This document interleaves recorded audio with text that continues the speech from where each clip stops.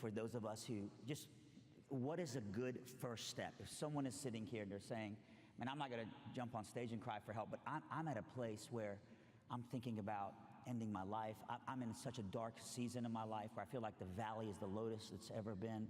What is a first step right now that you would say? Well, I would say, practical? look, I would say that if you're seriously suicidal, and you can tell if you have a plan, like a plan that you've played out in fantasy multiple times, if you know how you would do it and when and where, and if you fantasize about the aftermath, like if that's a well-developed plan, then you should go talk to someone. You should talk to someone professional. You should let a friend know. You should let a family member know. Like, you need to do that. You're at risk. You're in danger under those circumstances. In less serious circumstances, I would say, people often ask me if I pray, which is an annoying question as far as I'm concerned, but they still ask me that. And I've suggested a form of prayer, which I would say I do engage in, and that is to,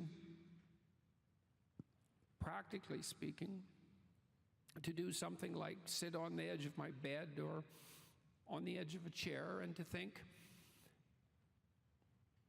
there's probably something that I'm doing wrong or not doing well enough, that I'm being blind to, that I could fix, and that I would fix.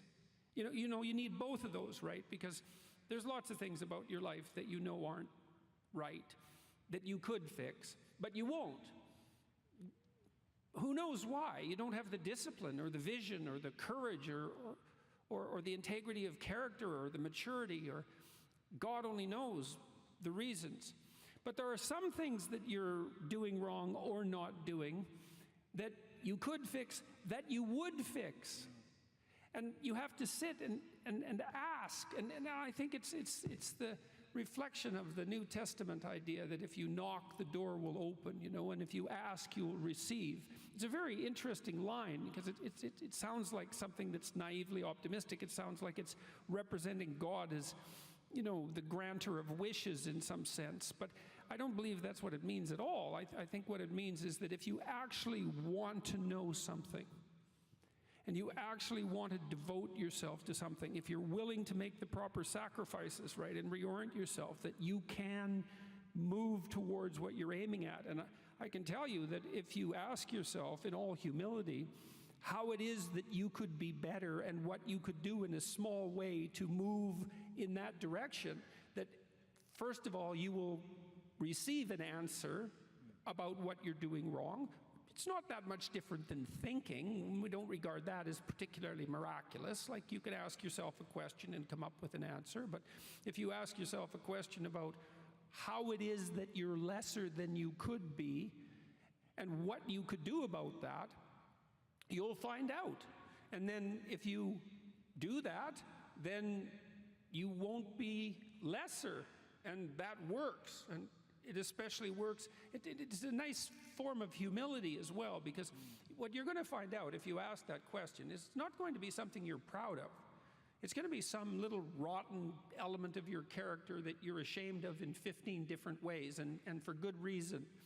And and even the attempt to triumph over it isn't going to be something that you're going to be able to trumpet proudly to your friends and your family, because, to fight off something that's shameful is a private affair in some sense. But you can do it. And if you can improve your life incrementally in that manner, if you have the humility. One of the things Carl Jung, the famous psychoanalyst, said about modern people, which I loved, was that modern people can't see God because they won't look low enough.